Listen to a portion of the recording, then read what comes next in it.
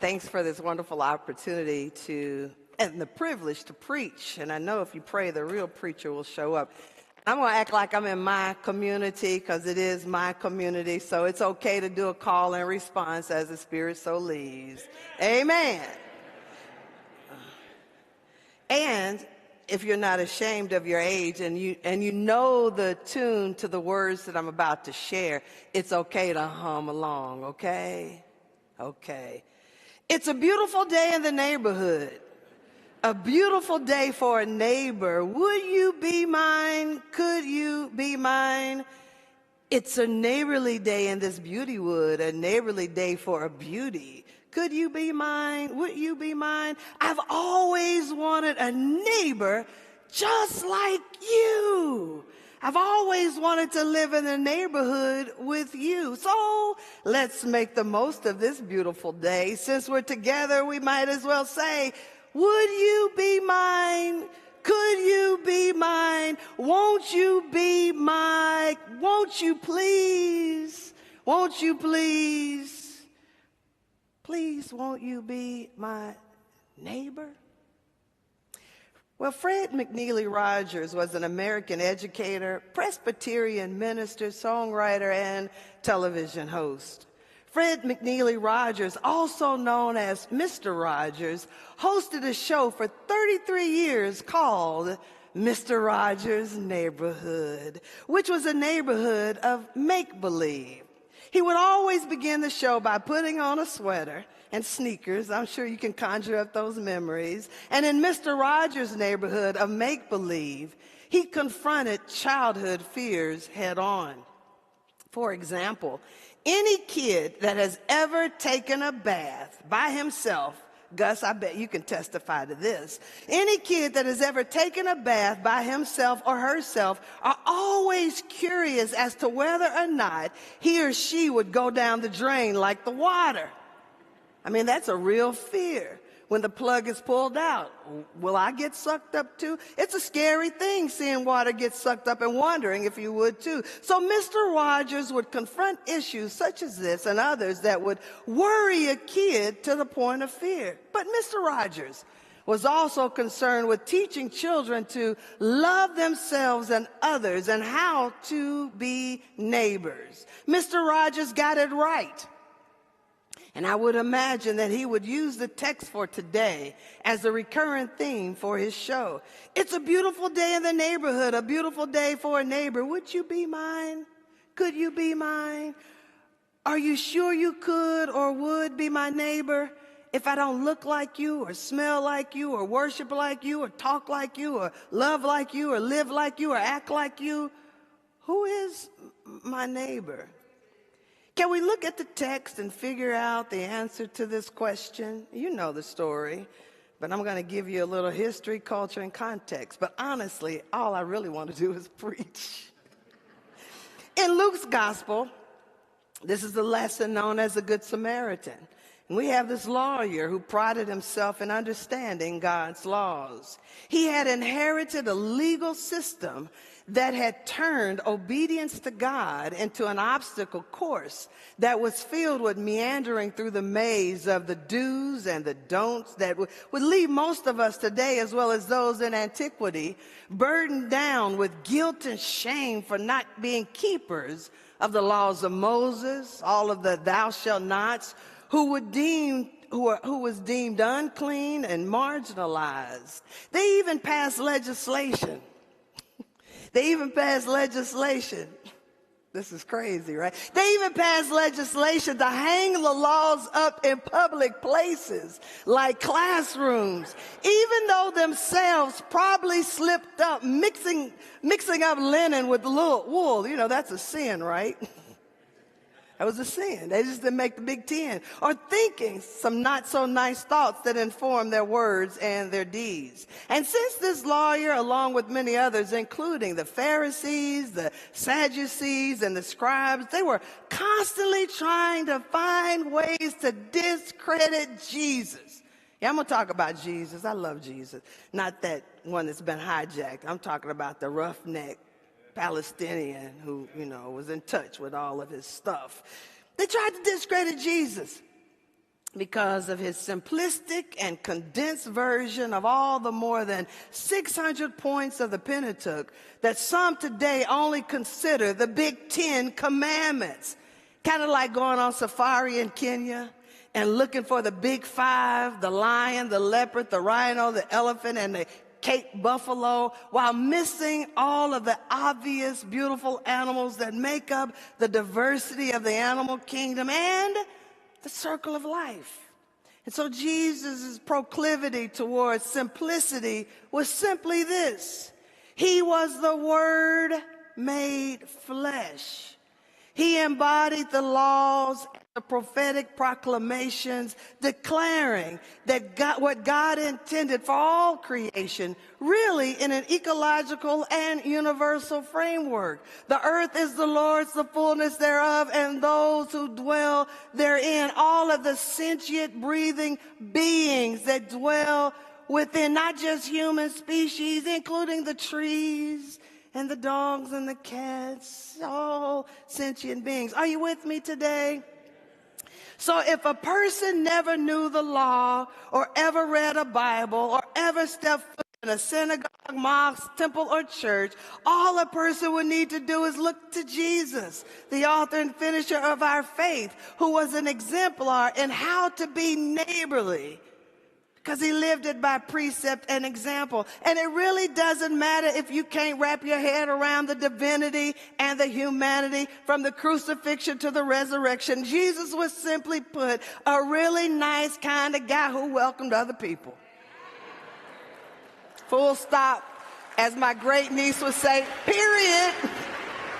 And so this lawyer asked the question, what must I do to inherit eternal life? Jesus answers this: do what is written in the law. Duh. Yeah, he said duh in antiquity. In fact, how do you read the law? What is your interpretation? So the lawyer proudly and eloquently says, you shall love the Lord your God with all of your heart, with all of your soul, with all of your strength, and with all of your mind, and your neighbor as yourself. He gave the right answer. And Jesus says, all right. He said, all right, you got it. Now do it and you'll be fine. But the lawyer, as most are trained to do, was looking for a loophole, and he found one by asking this question: and just who is my neighbor? Now, why would anybody have the unmitigated gall, the audacity, the nerve to ask Jesus a question? Because he is about to break the brother down with this parable. Can I give you a theological geography lesson today? I know I don't have much time because we're going to go to brunch after this. So y'all may be hungry. Beloved, the distance between Jerusalem to Jericho is about 17 miles. And it was a well-traveled area. It happened on the Jericho Road. It always happens on the Jericho Road. The Jericho Road is a 17-mile road that connects Jerusalem to Jericho. The road drops 3,600 feet in those 17 miles. It's a steep, winding, descending, remote road that for centuries has been a place for robberies. The Jericho Road. Can I hear you say the Jericho Road?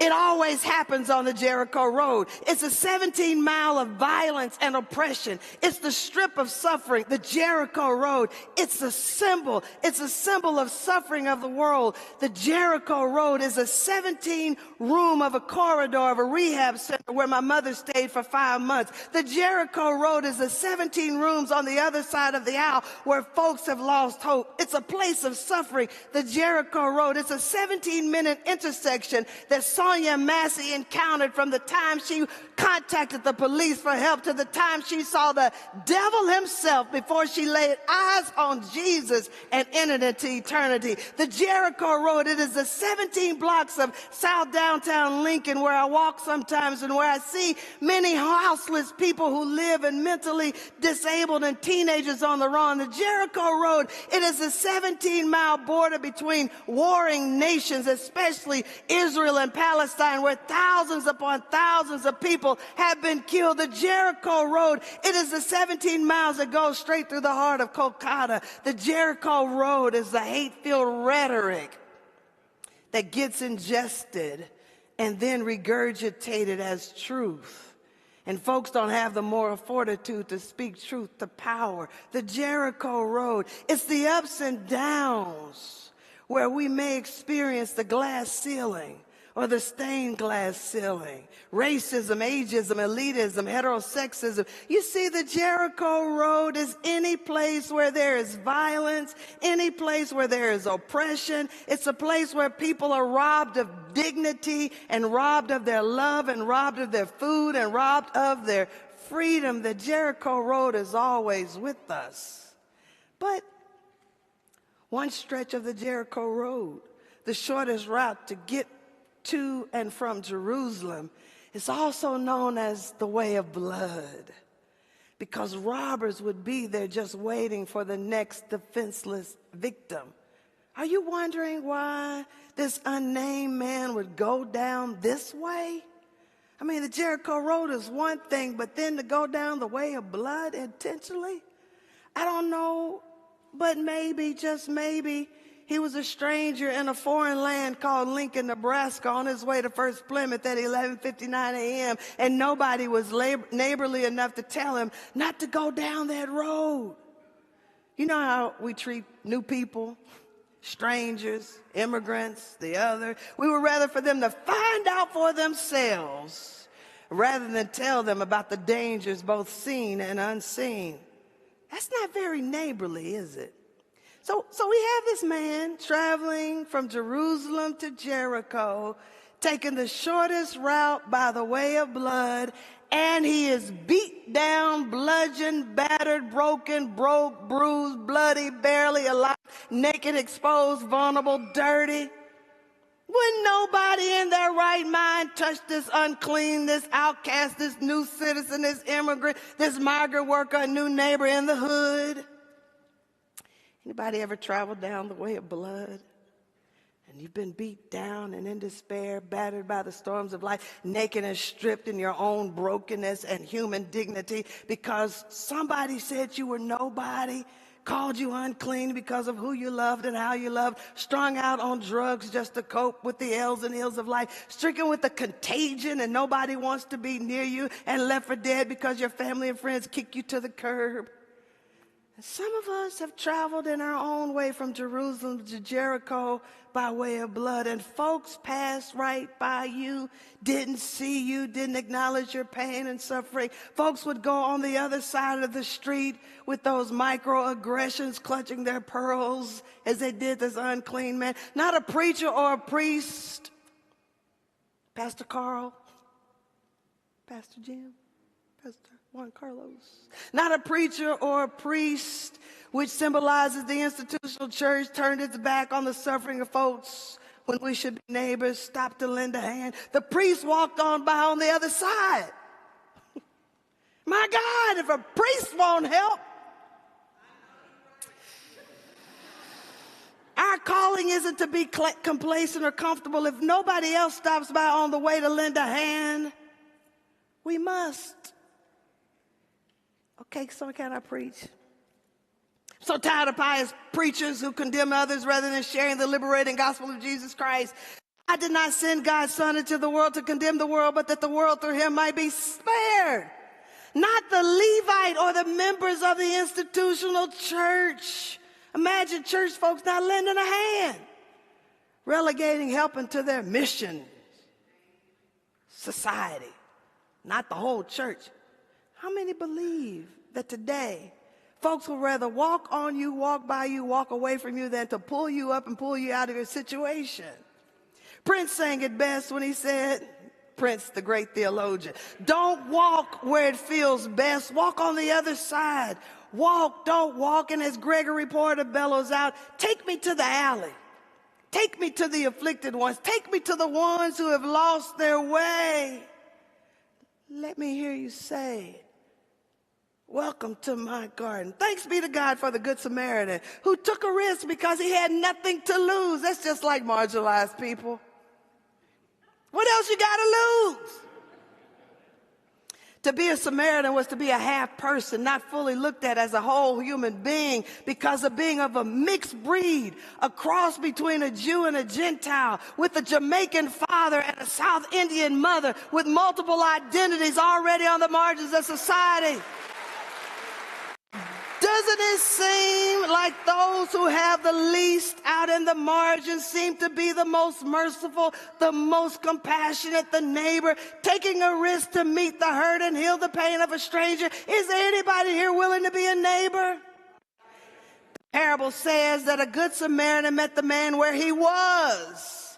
He didn't try to change him to make him a Christian or a Democrat or a Republican or even an American, or just ostracize him and ask the question, what happened to you? It ain't none of your business. What happened? The brother is in need. Sometimes folks ask the wrong question. Man needed a helping hand. And this Samaritan went the extra mile, cleaned the brother up, poured oil and wine on him, bandaged his wounds, put him on his horse, and carried him to an inn. Not only that, the good Samaritan said, whatever it costs, I will pay. Makes no difference, this man is covered. And after Jesus shares this parable, he turns to the lawyer and says, which of these three, the priest, the Levite, or Samaritan, was a neighbor to him who fell among thieves? The lawyer said, the one who showed mercy. Jesus said, go and do likewise. Well, just in case you didn't realize, God's neighborhood is the totality of the world. In fact, God's got the whole world in God's hands. God's neighborhood is inclusive, filled with Protestants and Catholics, Gentiles and Jews, atheists and agnostics, Muslims and Hindus, blacks and whites, browns and reds, straight and curvy, rich and poor, that crosses the borders of North America, South America, Asia, Europe, Africa, and stretches from everlasting to everlasting. God gave God's only begotten Son, that whosoever believes in the precepts and examples that Jesus lived and actualized will not perish, but have everlasting life. Beloved, I don't know about you, but I'm so glad that Jesus has mercy on us according to God's loving kindness. I'm so glad that when we have traveled down the highways of life by the way of blood, beat down and out, discouraged, disgruntled,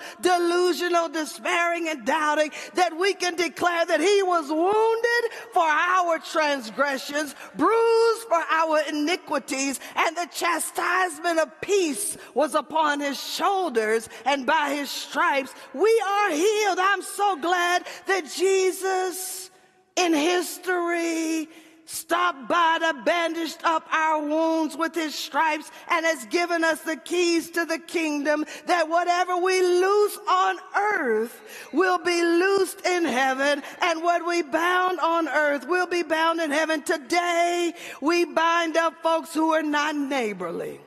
Today we bind up barriers that block us from being neighbors. Today we tear down gates that keep us from being neighbors. Today we break through the walls that have divided us by race and color and creed and religion and region and age and sexual orientation, economically and politically. And when all God's children get together, what a time, what a time, what a time. Well, if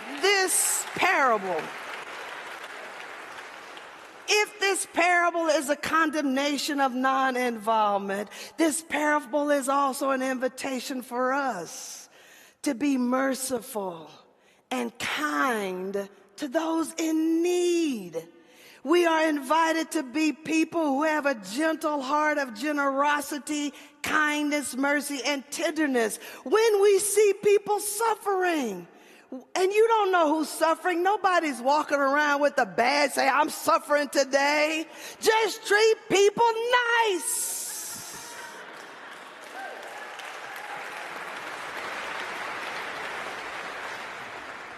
Well, preacher, what about my enemies? I don't want to treat them nice. I don't want to be their neighbors. I don't like those people who don't like me. You know what? I would like to suggest to you that there are many people who find it hard to love their enemies. And what if you're their enemy that they find it hard to believe? You could be somebody's enemy too while you're pronouncing your enemies. Let that dangle in your spirit a little bit. But Jesus in this parable is inviting us to love people that we think we have the right to hate. Who are our enemies? Who are the people that you like to hate? The story of the Good Samaritan changes our heart of hate into hearts of love. So today, we love God with the totality of our hearts, souls, and minds. Today, we love ourselves so that we can love our neighbors. It is a beautiful day in the neighborhood, a beautiful day for a neighbor. Would you be mine? Could you be mine? If you can, go forth to show mercy, because great is God's mercy towards us. Amen.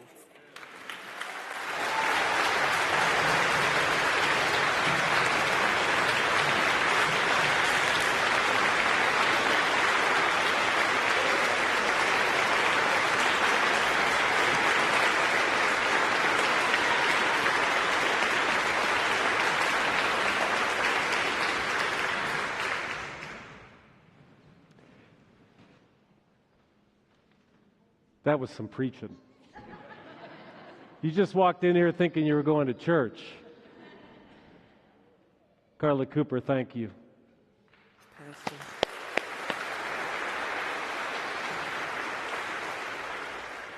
You and I must make a pact. We must bring salvation back. Where there is love, I'll be there. So there's love in the room right now. Bring that love to prayer. The world needs your prayers.